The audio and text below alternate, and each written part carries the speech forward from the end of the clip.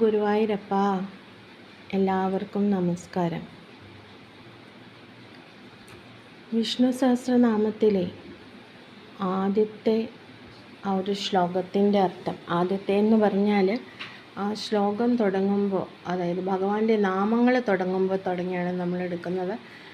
അതിൻ്റെ അർത്ഥങ്ങളാണ് നമ്മൾ പറയുന്നത്. ഭഗവാന്റെ ഓരോ നാമത്തിൻ്റെയും, സഹസ്രനാമത്തിൽ ഓരോ നാമത്തിൻ്റെയും അർത്ഥങ്ങളാണ് നമ്മൾ പറഞ്ഞുകൊണ്ടിരിക്കുന്നത്. ഇനി ശ്ലോകം 2 അർത്ഥമാണ് പറയാൻ പോകുന്നത്. ശ്ലോകം 2. ഭൂതാത്മ പരമാത്മാ ച മുക്താനാം പരമാഗതി അവ്യയ പുരുഷ സാക്ഷി ക്ഷേത്രജ്ഞോക്ഷര ഏവ ച. ഭൂതാത്മ, ഭൂത ആത്മ. ഭൂതാത്മ എന്ന് പറഞ്ഞാൽ ഭൂതം എന്ന് ഉദ്ദേശിക്കുന്നത് ഇവിടെ വളരെ പരിശുദ്ധമായ ആത്മാവ്. ഭഗവാനെ വിശേഷിപ്പിക്കുന്നതാണ് വളരെ പരിശുദ്ധമായ ആത്മാവ്. അത് ഏറ്റവും പരിശുദ്ധമാണല്ലോ ഭഗവാൻ, ഏറ്റവും ശുദ്ധമായ രൂപമാണ്, മായ ഏൽക്കാത്ത അത്രയും പരിശുദ്ധമായ ആത്മാവാണ് ഭഗവാൻ. അതാണ് ഇവിടെ ഉദ്ദേശിക്കുന്നത്. പിന്നെ പരമാത്മ എന്ന് പറഞ്ഞാൽ ഏറ്റവും അങ്ങേയറ്റത്തുള്ള പരമം, ഏറ്റവും അറ്റത്തുള്ള സുപ്രീം അതോറിറ്റി, അതായത് അത്രയും വലിയ ആത്മാവ്, ഏറ്റവും അങ്ങേയറ്റത്തുള്ള ആത്മാവാണ് ഭഗവാൻ എന്ന് പറയുന്നത്. മുക്താനാം പരമാഗതി.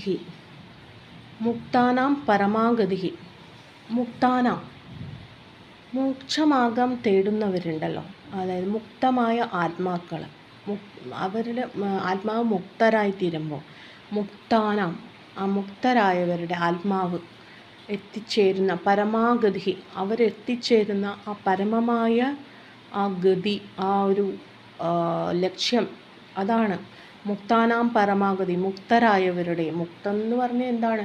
മനുഷ്യ ജീവിതത്തിൻ്റെ അർത്ഥം തന്നെ മോക്ഷമാണ്. അപ്പോൾ മോക്ഷം നേടിയവരുടെ ആ ഒരു അവസാന അവസ്ഥ, അത് അവിടെ എത്തിപ്പെടുന്ന അവസാന സ്റ്റേജ് ഭഗവാനാണ്.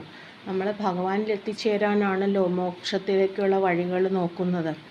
അപ്പോൾ അതാണ് മുക്താനാം പരമാഗതി. അപ്പോൾ അവസാന ആ ഒരു ലക്ഷ്യം എന്ന് പറയുന്നത് ഭഗവാനാണ്. അവ്യയ എന്ന് പറഞ്ഞാൽ വ്യയ എന്ന് പറഞ്ഞാൽ നാശമുള്ളത്. അവ്യയ എന്ന് പറഞ്ഞാൽ നാശമില്ലാത്ത ആളാണ് ഭഗവാൻ. കാരണം എന്താണെന്ന് വെച്ചാൽ ഭഗവാൻ ഉണ്ടായിട്ടില്ല. ഗീതയിൽ പറയുന്നുണ്ട്, ഭഗവാൻ ഉണ്ടായിട്ടില്ല. ഇനി എന്താ പറയുക, ആദ്യമേ ഉള്ളതാണ്. ഇവിടെ മുമ്പ് ഉണ്ടായിട്ടുണ്ടോയെന്ന് ചോദിച്ചാൽ അങ്ങനെയൊന്നും പറയാൻ പറ്റില്ല. ഭഗവാന് മുമ്പേ ഉണ്ട്. ഭഗവാൻ പെട്ടെന്ന് ഒരു ദിവസം ഉണ്ടായതല്ല, ആദ്യമേ ഉള്ളതാണ്. അതുപോലെ തന്നെ ഇനി നശിക്കാനും പറ്റില്ല, സനാതനമാണ്, എന്നും നിലനിൽക്കുന്നതാണ്. അതാണ് അവ്യയ. പുരുഷ എന്ന് പറഞ്ഞാൽ ശരിക്കും ഒരു ക്ഷേത്രത്തിൽ അല്ലെങ്കിൽ ഒരു വലിയൊരു എന്താ പറയുക, ഒരു പ്രഭുവായിട്ടൊക്കെ കഴിയുന്ന, അതിനുള്ളിൽ സ്ഥിതി ചെയ്യുന്ന ഒരു പ്രഭുവായിട്ട്, ഒരു കോട്ടയ്ക്കകത്ത് താമസിക്കുന്ന ഒരാൾ, അല്ലെങ്കിൽ അത്രയും അതിനുള്ളിൽ അടക്കി വരിക്കുന്ന ആ പുരുഷൻ, അങ്ങനെയൊക്കെ പറയുന്ന ഒരാളാണ് പുരുഷൻ. അതായത് നമ്മുടെ ശരീരത്തിലുള്ളത് ഭഗവാനാണ്. അതൊരു ക്ഷേത്രമായി പറയുമ്പോൾ അവിടെയുള്ള ക്ഷേത്രജ്ഞൻ ഭഗവാനാണ്. അതുപോലെ തന്നെ നമ്മുടെ എല്ലാറ്റിലും, എല്ലാ ജീവികളിൽ, പ്രപഞ്ചത്തിൽ ഉള്ള പുരുഷൻ എന്ന് പറയുന്നത് ഭഗവാനാണ്. പ്രകൃതിയിൽ ഉള്ള പുരുഷൻ ആരാണ്? അത് ഭഗവാനാണ്. അപ്പോൾ പുരുഷ എന്ന് പറയുന്നത് ഭഗവാനെ ആ ഒരു ഇതിൽ നിലകൊള്ളുന്ന, എല്ലാറ്റിലും നിലകൊള്ളുന്ന എന്നുള്ളൊരർത്ഥത്തിലാണ് ഇവിടെ പറയുന്നത്. ജീവജാലങ്ങളിൽ, അതുപോലെ എല്ലാ പ്രവൃത്തികളിലും എല്ലാറ്റിലും നിലകൊള്ളുന്ന ആൾ. സാക്ഷി എന്ന് പറഞ്ഞാൽ എല്ലാറ്റിനും സാക്ഷിയായിട്ടുള്ള, എല്ലാം കാണുന്നുണ്ട്, എല്ലാം നമ്മൾ ചെയ്യുന്ന എല്ലാ തെറ്റുകളും നന്മകളും എല്ലാം നമ്മൾ മറ്റുള്ളവരുടെ മുമ്പിൽ നിന്ന് ഹൈഡ് ചെയ്താലും ഭഗവാന്റെ മുന്നിൽ നിന്ന് ഹൈഡ് ചെയ്യാൻ പറ്റില്ല. നമ്മൾ എന്ത് ചെയ്യുന്നു അത് ഭഗവാൻ അറിയുന്നുണ്ട്. അതാണ് സാക്ഷി. ക്ഷേത്രജ്ഞ. ക്ഷേത്രജ്ഞ എന്ന് പറഞ്ഞാൽ ഒരാൾ, നമുക്കറിയാം ഒരാൾക്ക് ശരീരമുണ്ട്. ആ ശരീരത്തിൻ്റെ ഉള്ളിൽ സ്ഥിതി ചെയ്യുന്നത് നമുക്കറിയാം. ക്ഷേത്രത്തിൻ്റെ ഉള്ളിലെ ഭഗവാനാണ്. അതുപോലെ ശരീരം എന്ന് പറയുന്നത് ഒരു ക്ഷേത്രമായിട്ടാണ് കണക്കാക്കുന്നത്.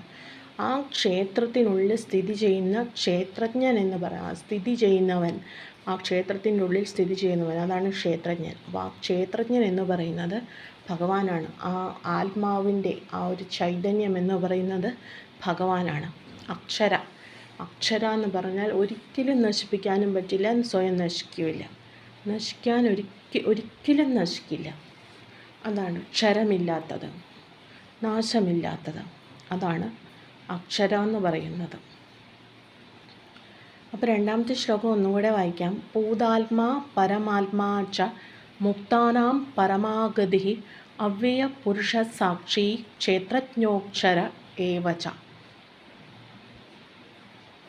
അതായത് ഭഗവാന്റെ നാമങ്ങളാണ് ഇവിടെ പറയുന്നത്.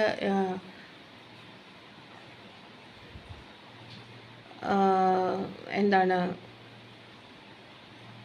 പൂത എന്ന് പറഞ്ഞ് പൂത എന്ന് പറഞ്ഞാൽ ആ പൂതാത്മാവാണ്, പരിശുദ്ധമായ ആത്മാവാണ്, പരമാത്മാവാണ്. പരമാത്മാവെന്നാണ് ഭഗവാനോട് ഏറ്റവും അങ്ങേയറ്റത്തുള്ള, ഏറ്റവും സുപ്രീമായിട്ടുള്ള ആത്മാവാണ്. മുക്താനാം പരമാഗതി, മോക്ഷം നേടിയവരെ എത്തിച്ചെല്ലുന്ന ആ ഒരു അവസാന ലക്ഷ്യമാർഗമാണ്. അവ്യയ, നാശമില്ലാത്തവനാണ്. പുരുഷ, അതായത് പുരുഷനാണ്, ഈ പ്രകൃതിയിലെ പുരുഷനാണ്. സാക്ഷി, എല്ലാറ്റിനും സാക്ഷിയായിട്ടുള്ളവനാണ്. ക്ഷേത്രജ്ഞനാണ്, ക്ഷേത്രത്തിൽ സ്ഥിതി ചെയ്യുന്നവനാണ്. അതായത് ശരീരത്തിൽ, നമ്മുടെ ശരീരത്തിൽ ക്ഷേത്രജ്ഞൻ, ശരീരം ക്ഷേത്രമാകുമ്പോൾ ആ ക്ഷേത്രത്തിൽ സ്ഥിതി ചെയ്യുന്നവനാണ് അക്ഷരം. അക്ഷരനാണ്, അതായത് ക്ഷരമില്ലാത്തവനാണ്, നാശമില്ലാത്തവനാണ്. ഇത്രയാണ് ഭഗവാന്റെ രണ്ടാമത്തെ ശ്ലോകങ്ങളിലെ നാമങ്ങൾ പറയുന്നത്. അപ്പോൾ എല്ലാവർക്കും അടുത്ത ശ്ലോകത്തിലെ നാമങ്ങളായിട്ട് അടുത്ത എപ്പിസോഡിൽ കാണാം. എല്ലാവർക്കും നന്ദി, നമസ്കാരം.